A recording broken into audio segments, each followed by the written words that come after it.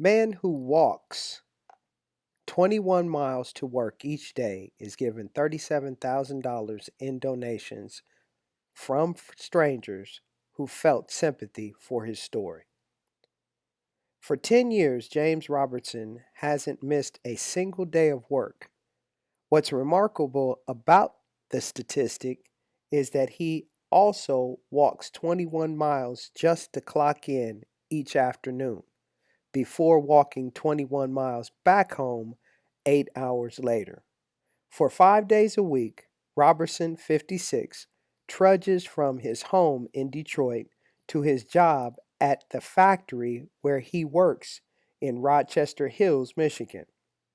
He's walked the walk ever since his 1988 Honda Accord quit on him more than 10 years ago. His job pays him $10.55 an hour, which he claims is not enough for him to buy his own car. But that may well change after well wishers managed to raise $38,000 for him in an online campaign in just hours. For now, though, whatever the weather, Robertson is there, on the job for his 2 to 10 shift. Ever since his car quit on him a decade ago, James Robertson has walked 21 miles a day to get to and from work because Detroit buses only cover part of the route and he doesn't complain.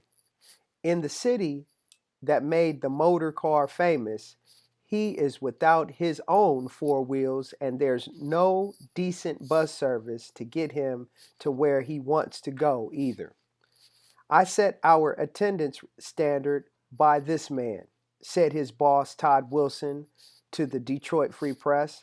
Wilson is plant manager at Sheehan Mold and Engineering.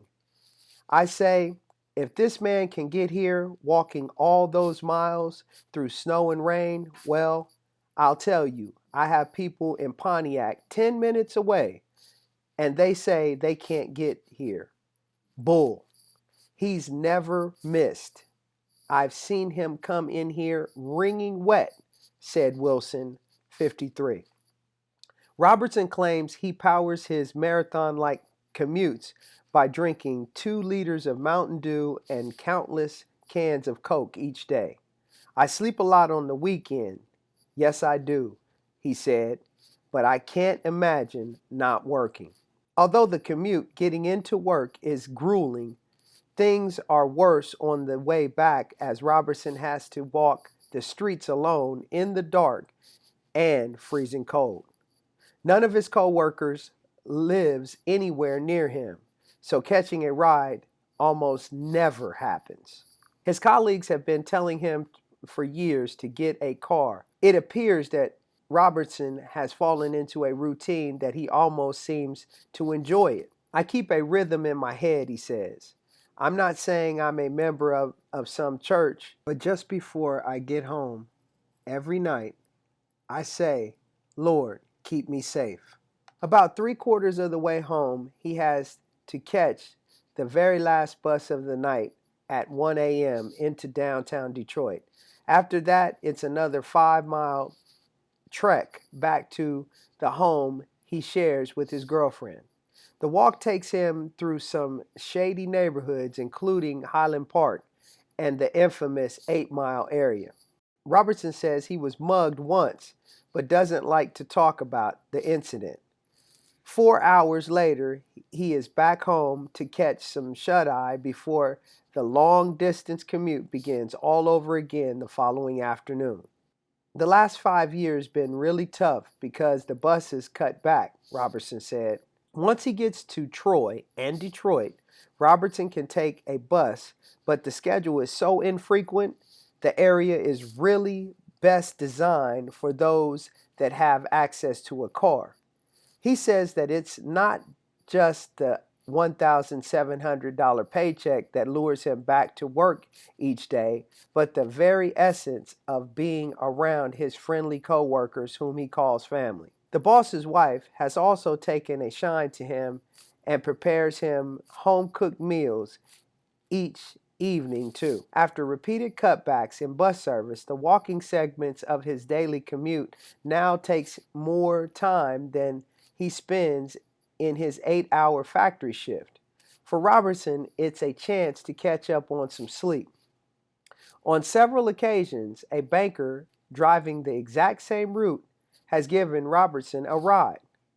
Blake Pollock, 47, of Rochester, said he saw Robertson over and over in various weathers and wondered what he was doing out all alone. Whenever he sees him along the route, he gives him a ride, and very occasionally, even if it's after midnight, he will go out driving along his route to see if he can offer him a lift.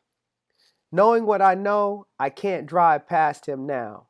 I'm in my car with the heat blasting, and even then, my feet are cold, Pollock said. Of course, all of that may now be about to change after tens of thousands of dollars were raised for him in an online campaign. Robertson said that he was flattered by the attention he'd gotten for his tenacious treks. After that, he made front page news in a local newspaper. He said he was amazed that complete strangers would respond so generously, with some even offering to buy him a brand new car. Yvonne Leddy, 19, of Macomb Township, a WSU student studying computer science, said he was struck by the article and the sheer numbers of people commenting online, many of them asking how they could help Robertson. Leedy said he decided to act. I just used my phone. I created the GoFundMe site, and within an hour, we had 2,000, he said. A local car dealership even offered to give him a 2014 Chevrolet Cruze or Sonic. He gets to choose, said Angela Osborne, customer service specialist at Rogers Chevrolet in Woodhaven. We were just impressed with his determination, Miss Osborne said. As of Monday morning, the total was close to $38,000 and still rising. Well, hey everybody, it's me, Jermaine, and I'm back with another Simple Truth News update. And you just heard a very powerful article that I just read to you in regards to a man who basically just did what he needed to do to get done what needed to be done. Now, as you heard in the article, this man has been without a vehicle, but yet he has not missed a day of work, regardless of what the weather was. Whether it was raining, whether it was snowing, he just continued to persevere and move forward.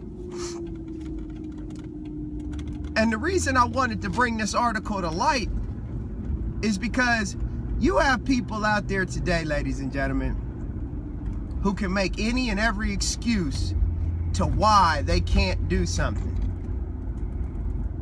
And here you have a man that had every reason, not an excuse, but every reason, has every reason. Not like it's in the past. It seems as if it's about to clear up due to the philanthropy of other people, but this is continuing to go forward. So simply put, the simple truth of the whole matter is for those out there that are listening to this Simple Truth episode, and you have and are planning to make any type of excuse for not doing something, you can look at this article or listen to this article or I'll leave the link for you. You can go and read the article yourself. And then after you have read the article or listened to this episode again and heard me read this article to you, here's a bit of advice for you. Get off your lazy ass and do what you need to do and quit making excuses. This has been The Simple Truth.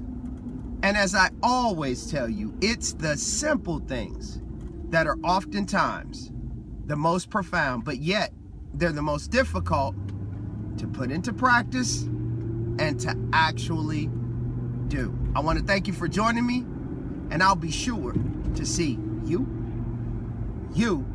and you again on another episode real soon.